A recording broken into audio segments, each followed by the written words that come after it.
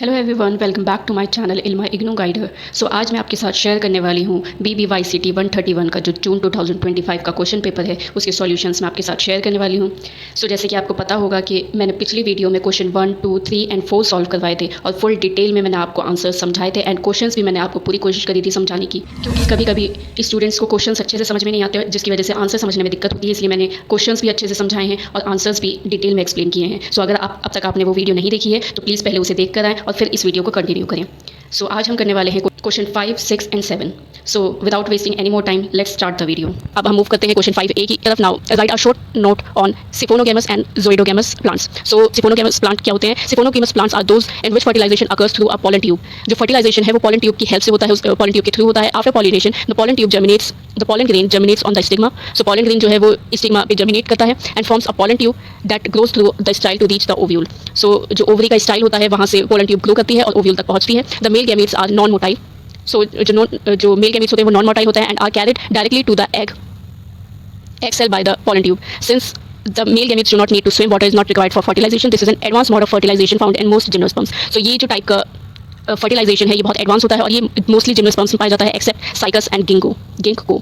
सो gymnosperms में भी ये जो साइकस और गिंको है इनमें ये प्रेजेंट नहीं होता। बाकी जो ज़्यादातर जिम्नोस्पर्म्स हैं उनमें ये फर्टिलाइजेशन टाइप प्रेजेंट होता है एंड ऑल एंजियोस्पर्म्स और सारे एंजियोस्पर्म्स में siphonogamous plants this mode of fertilisation present होता है। Now, सिफोनोगेमी is considered an important evolutionary adaptation because it enables successful reproduction even in dry terrestrial environments. क्योंकि इनके जो मेल गैमेट्स हैं वो नॉन मोटाइल होते हैं और उन्हें स्विमिंग करने की जरूरत नहीं पड़ती। ये इसलिए ड्राई टेरेस्ट्रियल इन्वायरमेंट में भी रिप्रोड्यूस कर सकते हैं और पॉलिनेशन विंड के थ्रू हो सकता है। सो नाउ ज़ोइडोगेमस प्लांट्स कौन से होते हैं? जिन्हें fertilisation is carried out by motile flagellated male gametes antherozoids. These gametes swim through a thin film of water to reach the egg cell present inside the archegonium. So इसमें जो male gametes हैं वो motile होते हैं जो जिन्हें एंथ्रोजोइड्स कहते हैं। दीज गैमेट्स स्विम थ्रू, और ये जो गैमेट्स हैं ये वाटर के थ्रू स्विम करके एग सेल तक पहुंचते हैं जो आर्किगोनियम में प्रेजेंट होता है, जो एक्स सेल आर्किगोनियम में प्रेजेंट होता है। Therefore the presence of water is essential for fertilisation. So ये एक डिफरेंस है कि ज़ोइडोगेमस में वाटर की ज़रूरत होती है लेकिन सिफोनोगेमस में वाटर की ज़रूरत नहीं होती, क्योंकि ज़ोइडोगेमस में जो मेल गैमेट्स होते हैं वो मोटाइल होते हैं इसलिए इसमें वाटर की ज़रूरत पड़ती है फर्टिलाइजेशन के लिए। और जो सिफोनोगेमस हैं उनमें नॉन मोटाइल मेल गैमेट्स होते हैं और इन्हें वाटर की जरूरत नहीं पड़ती फर्टिलाइजेशन में। So zooidogamous is regarded as the primitive mode of fertilisation because it depends on external water for the movement of male gametes. It is commonly found in bryophytes, pteridophytes and primitive gymnosperms such as cycas ginkgo. So जो gymnosperms इसमें सिफोनोगेमस में नहीं थे वो इसमें add किए गए हैं जिन्हें हम प्रिमिटिव जिम्नोस्पर्म्स कहते हैं, साइकस और गिंको। इनमें ज़ोइडोगेमस फर्टिलाइजेशन पाया जाता है और ब्रायोफाइट्स में होता है, टेरिडोफाइट्स में होता है ये टाइप का फर्टिलाइजेशन।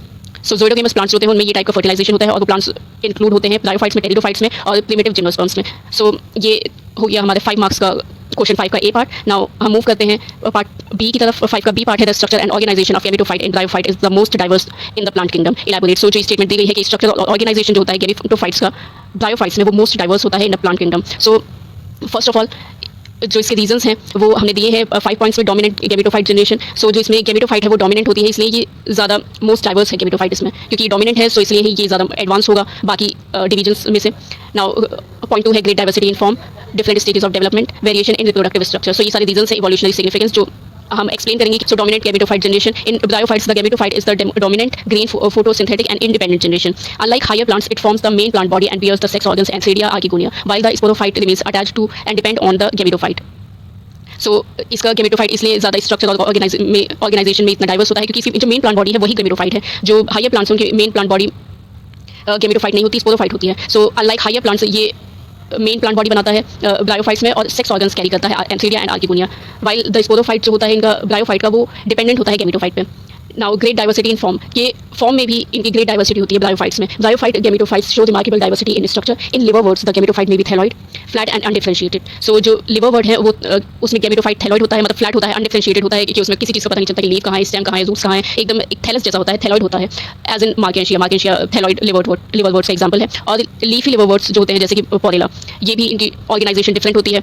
इससे आपको समझ में आता होगा कि कितने अलग अलग इनमें स्ट्रक्चर होते हैं, ऑर्गेनाइजेशन होती है, क्योंकि लिवरवर्ट्स थैलॉइड होते हैं, लीफी जो लिवरवर्ट्स होते हैं वो लीफी टाइप होते हैं जैसे कि पोरेला। और मॉसेस जो होते हैं the gametophyte is differentiated into stem like axis with leaf like structure giving it a more advanced appearance. So moss जो होते हैं वो मोर एडवांस्ड होते हैं और स्टेम लाइक एक्सिस में मतलब उनमें स्टेम नहीं होती लेकिन उसमें स्टेम लाइक एक्सिस होता है, लीफ लाइक स्ट्रक्चर्स होते हैं, ट्रू लीव्स नहीं होती। सो ये अलग अलग फॉर्म्स हैं ब्रायोफाइट्स की। सो नाउ पॉइंट 3 है डिफरेंट स्टेजेस ऑफ डेवलपमेंट, इनमें स्टेजेस भी डिफरेंट होती हैं डेवलपमेंट में अलग अलग ब्रायोफाइट्स में, जैसे कि मॉसेस हो गए, स्पोर फर्स्ट प्रोड्यूसेस प्रोटोनिमा, इनमें जो स्पोर होते हैं वो पहले प्रोटोनिमा बनाते हैं which develops into leafy gametophyte, और वो बाद में लीफी गैमेटोफाइट बनाते हैं। लेकिन जो लिवर वर्ड्स और हॉर्न वर्ड्स हैं उसमें spore develops directly into the mature gametophyte, वो डायरेक्टली मैच्योर गैमेटोफाइट बनाते हैं विदाउट अ लॉन्ग प्रोटोनिमल स्टेज, क्योंकि इनमें प्रोटोनिमल स्टेज को स्किप करके सीधा गैमेटोफाइट बनाते थे। सो इनमें अलग अलग ब्रायोफाइट्स में डिफरेंट स्टेजेस ऑफ डेवलपमेंट होती हैं। नाउ फोर्थ पॉइंट है variation in reproductive structures. So variation reproductive structures में भी इनमें ब्रायोफाइट्स में वेरिएशन देखने को मिलता है, जैसे कि एंथीरिया एंड आर्किगोनिया में occur on the same gametophyte के जो एंथीरिया है और आर्किगोनिया है वो सेम गैमेटोफाइट पे भी हो सकते हैं जिन्हें हम मोनोशियस कहेंगे, और डिफरेंट गैमेटोफाइट पे भी हो सकते हैं जिन्हें हम डायोशियस कहेंगे। In some species these organs are borne on specialised reproductive branches, मतलब किसी किसी स्पीशीज में ब्रायोफाइट्स की अलग ब्रांचेस होती हैं, रिप्रोडक्टिव अलग ब्रांचेस होती हैं या अलग स्ट्रक्चर होते हैं जिन पे ये एंथीरिया और आर्किगोनिया ग्रो करते हैं। So now point 5 है evolutionary significance क्या है ब्रायोफाइट का। The wide variation in the structure of organization of bryophyte gametophytes represent different stages of evolution within the group. This diversity helps bryophytes adapt to different habitats. ये जो different diversity है bryophytes की, ये इन्हें different habitats में रहने के लिए adapt करने में मदद करती है, demonstrate the evolutionary transition from simple thyroid forms to more complex leafy forms, making their gametophytes the most diversify in the plant kingdom. So ये जो इनकी डाइवर्सिटी है ये इवोल्यूशनरी ट्रांजिशन को दिखाती है कि कैसे सिंपल थैलॉइड फॉर्म से एक कॉम्प्लेक्स फॉर्म बन गई, लीफी फॉर्म बन गई, making their gametophytes the most diverse in the plant kingdom. So ये जो सारे रीजंस दिए हैं, 5 पॉइंट्स दिए हैं, इन्हीं की वजह से ये जो मोस्ट प्लांट किंगडम, ये जो गैमेटोफाइट्स है ब्रायोफाइट्स की मोस्ट डाइवर्स होते हैं प्लांट किंगडम में। सो ये हमने क्वेश्चन 5 कंप्लीट कर लिया है। नाउ क्वेश्चन 6 का ए पार्ट है, sphagnum plays an important role in peat bog formation. सो पीट बॉग होता क्या है? फर्स्ट ऑफ ऑल जो पीट बॉग है is a wet spongy wetland. So एक गीला वेटलैंड होता है, मतलब यहाँ पे गीलापन रहता है, where dead plants mostly moss, जहाँ पे डेड प्लांट्स मरे हुए जो प्लांट्स होते हैं लेकिन मोस्टली इसमें मॉस होता है, slowly pile up over thousands of years instead of rotting completely. इनके जो पीट बॉग है इनके एक फैक्टर्स होते हैं जो प्लांट डेड प्लांट्स को कंप्लीटली डिस्ट्रॉय नहीं होने देते, डिकम्पोज नहीं होने देते। पीट बॉग में क्वालिटीज होती हैं, फैक्टर्स होते हैं जो इनको रॉट नहीं करते और धीरे धीरे जो डेड प्लांट्स हैं वो पाइल अप होते रहते हैं और वो पीट बॉग बना देते हैं। So it is a wet spongy wetland, काफ़ी गुदगुदी एक वेटलैंड होती है where dead plants mostly moss slowly pile up over thousands of years instead of rotting completely. So ये जो स्फैग्नम है ये पीट बॉग बनाने में बहुत इंपॉर्टेंट रोल प्ले करती है, इसको ही हमें एक्सप्लेन करना है कैसे। So sphagnum the peat moss, इसको स्फैग्नम को पीट मॉस भी कहा जाता है, is commonly known as peat moss because it is the chief plant responsible for the formation of peat bogs. So it grows abundantly in marshy cold and water logged area, जहाँ पे water रुक जाता है वहाँ पे grow करते हैं। Marshy दलदली एरिया ठंडे एरिया में ये ग्रो करते हैं, where dead plant materials accumulates over time, जहाँ पे जो मरे हुए प्लांट्स होते हैं वो टाइम के साथ साथ इकट्ठा होते रहते हैं, वहाँ पे ये ग्रो करते हैं। नाउ पॉइंट 2 है हाई वाटर होल्डिंग कैपेसिटी। जो स्फैग्नम है इनकी हाई वाटर होल्डिंग कैपेसिटी होती है। लार्ज हाईलाइन सेल्स, इनके पास डेड सेल्स हाईलाइन सेल्स होते हैं लार्ज नंबर्स में। सो ये एब्जॉर्ब करते हैं 20 to 25 times their dry weight in water. So ये 20 to 25 टाइम्स ज़्यादा वाटर ये एब्जॉर्ब करते हैं अपने ड्राई वेट से 20 to 25% ज़्यादा। This keeps the surrounding area permanently wet. So जो इनके आसपास का एरिया होता है उसे वेट लगते हैं क्योंकि ये वाटर ज़्यादा एब्जॉर्ब करते हैं, creating the ideal conditions for पीट बॉग फॉर्मेशन। और ये आइडियल कंडीशन बनाते हैं पीट बॉग फॉर्मेशन के लिए, जहाँ पे ज़्यादा पानी की जरूरत होती है और ये पानी को होल्ड करके रखते हैं, एब्जॉर्ब करके रखते हैं। नाउ थर्ड पॉइंट है slow decomposition of dead parts. The lower portions of sphagnum plants die continuously but due to water logged acidic and oxygen deficient conditions. So जहाँ पे ये ग्रो करते हैं वहाँ पे वाटर लॉक्ड होता है, एसिडिक कंडीशन होती है और ऑक्सीजन वहाँ पे कम होता है, जिसकी वजह से जब ये स्फैग्नम डेड हो जाते हैं माइक्रो ऑर्गेनिज्म इन्हें डिकम्पोज नहीं कर पाते, इन्हें ब्रेक नहीं कर पाते। एज अ रिजल्ट जो ये डेड प्लांट्स हैं वो धीरे धीरे वहाँ पे जमा होने लगते हैं, क्योंकि water lock condition acidic and oxygen deficient condition की वजह से माइक्रो ऑर्गेनिज्म इन्हें ब्रेक डाउन नहीं कर पाते, डिकम्पोज नहीं कर पाते और ये एक जगह ही इकट्ठा होते रहते हैं। Formation of peat बॉग्स over thousand of years, कई सालों में जो आधा सड़ा गला जो इनका डेड रिमेन है जो पूरी तरह डिकम्पोज नहीं हुआ वो थिक ब्राउन डिपॉजिट्स बना लेता है जिसे हम पीट कहते हैं। और the extensive water logged areas where peat accumulates, और जो ज़्यादा पानी जहाँ पे रुका हुआ होता है वहाँ पे जब पीट फॉर्मेशन होता है, पीट एक्यूमुलेट होता है तो उसे हम पीट बॉक्स कह देते हैं, विच store large amounts of organic compound. और पीट बॉक्स में large amount of organic carbon होता है। Now fifth point ecological and economic importance. पीट बॉक्स की जो इकोनॉमिक एंड इकोलॉजिकल इंपॉर्टेंस है उनमें आता है ये कार्बन स्टोरेज में हेल्प करते हैं, जैसे कि हमें ऊपर वाले पॉइंट में पता चला कि large amount of organic carbon store करते हैं, reduce atmospheric carbon dioxide and क्योंकि ये स्टोर कर लेते हैं कार्बन डाइऑक्साइड को एंड मेंटेन वेटलैंड इकोसिस्टम। और ये वेटलैंड इकोसिस्टम बनाते हैं एक जहाँ पे डेड प्लांट्स पूरी तरह सड़ते नहीं है और वहाँ पे इकट्ठा होते रहते हैं और ये एक इकोसिस्टम बना लेते हैं। The peat obtained from sphagnum is also used as fuel, soil conditioner, horticulture, compost and packing material. So जो पीट है जो स्फैग्नम से हमें मिलता है वो फ्यूल की तरह यूज़ होता है, सॉइल कंडीशनर की तरह यूज़ होता है और हॉर्टिकल्चर कंपोस्ट की तरह एक फर्टिलाइजर की तरह यूज़ होता है एंड पैकिंग मटेरियल, इससे पैकिंग मटेरियल भी बनाया जाता है because of its excellent water retaining capacity. ये हमने क्वेश्चन 6 का ए पार्ट कंप्लीट कर लिया है। सो जो क्वेश्चन 6 का बी पार्ट है उसमें हमें पूछा गया life cycle of Funaria. So Funaria जो है ये ब्रायोफाइट्स में आता है और इसकी लाइफ साइकिल में हम बताएं तो ये 5 पॉइंट्स दिए हैं मैंने आपको। इनमें स्पोर जर्मिनेशन है, फॉर्मेशन ऑफ सेक्स ऑर्गन्स है, फर्टिलाइजेशन है, स्पोरोफाइट फॉर्मेशन है एंड लास्ट में है meiosis and spore formation. So हम इन्हें डिटेल में पढ़ लेते हैं। Spore germination, the life cycle of Funaria begins with haploid spores under favourable conditions the spore germinates to form green filamentous protonema. So ये start होते हैं हैप्लॉइड स्पोर्स से और फेवरेबल कंडीशन ये जर्मिनेट होकर एक फिलामेंटस प्रोटोनिमा बना लेते हैं और बाद में प्रोटोनिमा प्रोड्यूसेस बर्ड्स, प्रोटोनिमा में बर्ड्स प्रोड्यूस होती हैं जो लीफी मेल और फीमेल गैमेटोफाइट में डेवलप हो जाती हैं। नाउ सेकंड पॉइंट है formation of sex organs. Mature gametophytes, जब गैमेटोफाइट्स मेच्योर होते हैं वो रिप्रोडक्टिव स्ट्रक्चर्स बना लेते हैं जिन्हें हम एंथीरिया कहते हैं, और आर्किगोनिया फीमेल गैमेटोफाइट में बनता है। एट देयर टिप्स, मतलब फीमेल गैमेटोफाइट के टिप्स पे आर्किगोनिया बनता है और मेल गैमेटोफाइट की टिप्स पर एंथीरिया बनता है। Antheridia produce haploid sperm, antheridia जो है वो हैप्लॉइड स्पर्म प्रोड्यूस करता है और archegonia haploid egg cell produce करती है। नाउ थर्ड पॉइंट है fertilisation in the presence of water. ये याद रखिएगा, प्रेजेंस ऑफ वाटर में ब्रायोफाइट्स में, क्योंकि ब्रायोफाइट्स में क्योंकि उन्हें एम्फीबियंस ऑफ प्लांट किंगडम भी कहा जाता है, क्योंकि वो लैंड पे रहते हैं लेकिन उन्हें फर्टिलाइजेशन के लिए वाटर की जरूरत पड़ती है। सो फिनेरिया भी एक ब्रायोफाइट है, इसलिए इन्हें भी वाटर की जरूरत पड़ती है। The sperm swims to the archegonium and fuses with the egg cell. This process is called fertilisation. So fertilisation होती है, सिनगेमी होती है, जिसमें एग और जो स्पर्म है वो फ्यूज कर जाते हैं। जो स्पर्म है वो स्विम करके वाटर में वो आर्किगोनियम तक आता है, फिर वो एग्स जो स्पर्म है वो एग से फ्यूज करता है और इस प्रोसेस को हम फर्टिलाइजेशन सिनगेमी कहते हैं। Results in the formation of diploid zygote, और एग और स्पर्म फ्यूज करके जब उनकी सिंगेमी होती है तो वो डिप्लॉइड जाइगोट बनाते हैं।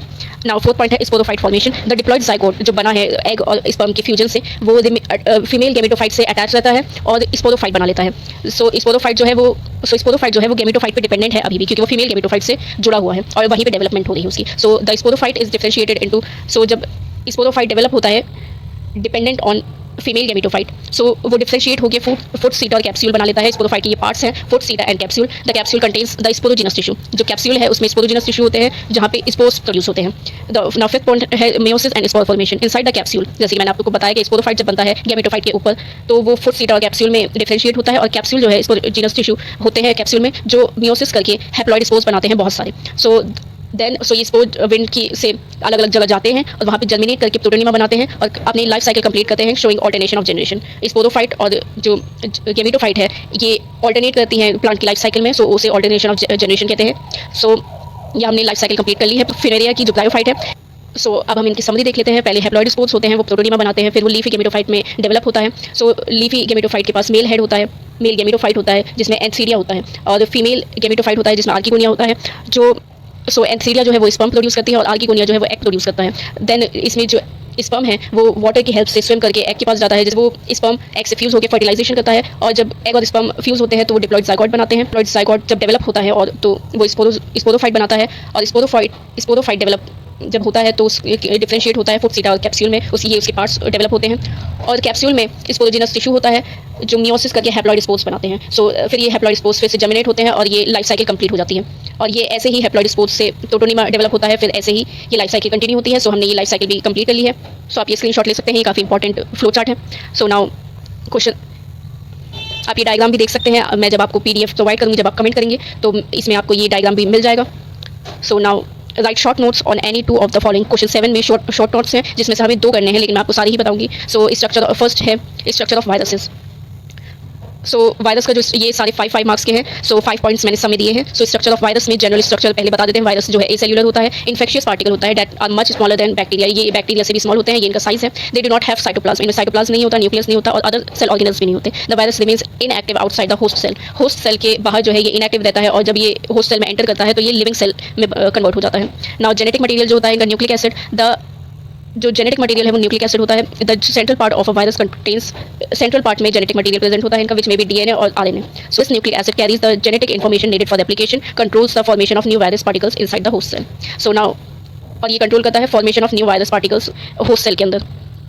नाउ पॉइंट 3 है प्रोटीन कोट, जो कैप्सिड कहलाता है। द जेनेटिक मटेरियल है वो एक प्रोटीन कोट में इंक्लोज होता है जिसे हम कैप्सिड कहते हैं। The capsid is made up of many protein सब यूनिट्स। ये बहुत सारे सब यूनिट्स, प्रोटीन सब यूनिट से मिलकर बना होता है, जिन्हें हम कैप्सोमियर्स कहते हैं। It protects the viral nucleic acid. इसका काम क्या होता है? वायरल न्यूक्लिक एसिड को प्रोटेक्ट करना, फिजिकल डैमेज से बचाना, और help the virus to attach and infect the host cell. Fourth point, viral envelope and surface spikes. Many viruses such as influenza, coronavirus possess an outer lipoprotein envelope surrounding the capsid.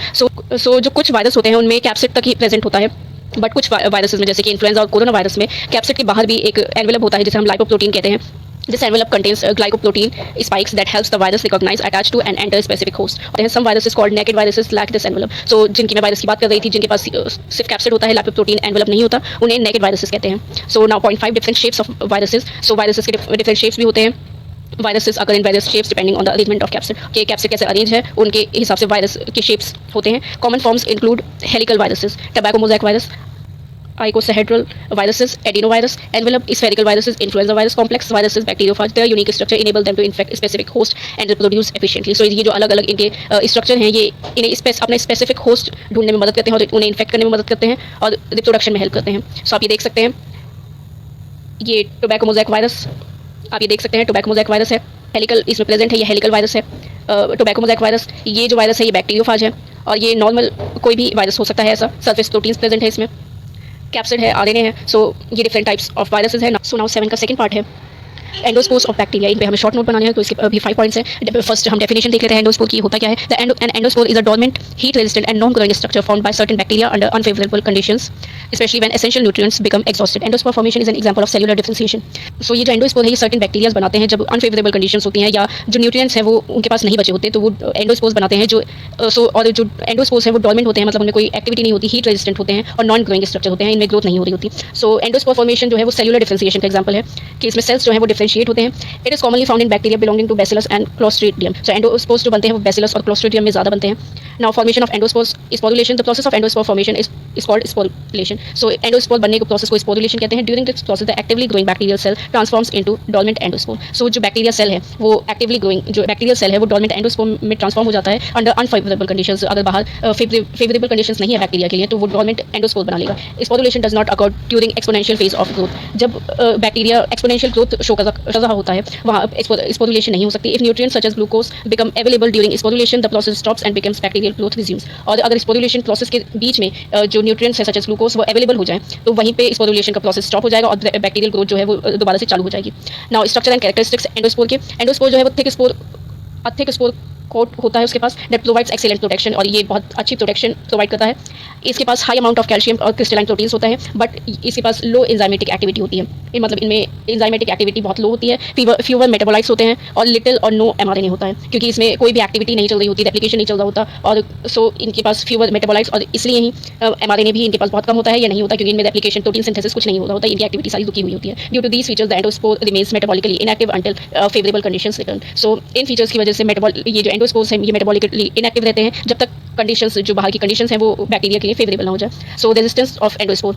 Endospores are highly resistant to heat. So endospores किन किन चीज़ों से resistance provide कर सकता है? Heat से, radiation से, chemical से और अदर्स एडवर्स एनवायरमेंटल कंडीशंस। और जो एडवर्स दूसरी जो एनवायरमेंटल कंडीशंस होती हैं उनसे ये रेजिस्टेंस प्रोवाइड करता है। They stain only by special staining methods. ये जो है स्टेनिंग, आपको पता होगा कि बैक्टीरिया की जब स्टेनिंग होती है तो वो हमें माइक्रोस्कोप में नजर आते हैं। सो जो इनकी एंडोस्पोर की स्टेनिंग है ये स्पेशल मेथड्स होते हैं इनकी स्टेनिंग के लिए, बिकॉज ऑफ देयर, क्योंकि इनके पास जो थिक प्रोटेक्टिव कोट है, it resistant properties enable bacteria to survive for long periods in harsh environment. So now endospore की इंपॉर्टेंस क्या होती है? जब इन्वायरमेंटल कंडीशन दोबारा फेवरेबल हो जाती हैं तो एंडोस्पोर जर्मिनेट कर जाता है और नॉर्मल वेजिटेटिव बैक्टीरियल सेल में ये डेवलप हो जाता है। Endospore formation helps bacteria survive during adverse conditions and ensures continuity of the species. So इन्हें ये एडवर्स कंडीशन में सर्वाइव करने में मदद करता है और इनकी स्पीशीज को बचाने में काम करता है। Therefore it is an important survival mechanism in bacteria. So ये हमने 7 का 2 पार्ट कंप्लीट कर लिया है। नाउ 7 का 3rd पार्ट है fungal antibiotics and drugs.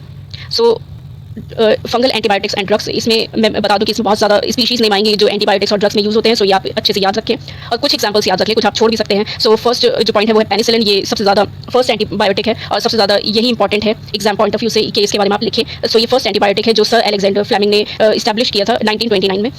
Establish the role of fungi in producing antibiotics by extracting penicillin from penicillin notatum. इन्होंने penicillium notatum से एक्सट्रैक्ट किया था और ये एक एंटीबायोटिक है। Penicillin is an organic substance that kill microbes. ये माइक्रोब्स को किल करता है and is more effective than ordinary germicides. It was first antibiotic to be widely used during Second World War. और second point है industrial production of antibiotics. So penicillin जो है वो commercially produced होती है from penicillin chrysogenum से, while penicillium chrysophilum is used to produce glycofulvin, an important antifungal drug. So ये एक antifungal drug है, एक important antifungal drug है. More than 1000 antibiotics are produced from about 6 genera of fungi, highlighting their industrial importance. Now third point है cephalosporin. The fungus Cephalosporin acremonium produces cephalosporin. ये broad spectrum antibiotic. ये cephalosporin एक antibiotic है।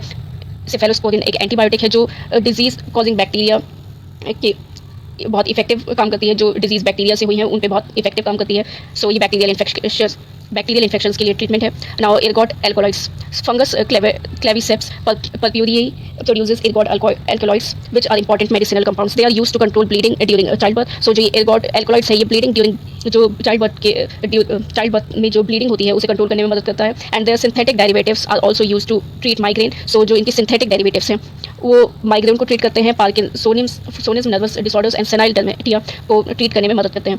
Now poisonous जो mushrooms हैं, some poisonous mushrooms are also sources of useful medicinal compounds. Some जो mushrooms भी fungi होते हैं, सो जो पॉइजनस मशरूम्स होते हैं वो भी कुछ ऐसे हैं उनमें जो मेडिसिनल कंपाउंड की तरह काम करते हैं, जैसे कि मुस्कैरिन from Amanita muscaria helps in understanding nerve impulse transmission, while psilocybe, conocybe and Stropharia produce psilocin and psilocybin which have important pharmaceutical uses. So आप ये सारे नाम याद रखें। ये 5 पॉइंट्स हमने कंप्लीट कर लिए हैं। फर्स्ट हमने पढ़ा पेनिसिलिन, और उसके बाद हमने इंडस्ट्रियल प्रोडक्शन में जो एंटीबायोटिक्स यूज़ होती हैं वो हमने पढ़ा, जिनमें ग्रेसियोफुल्विन आया।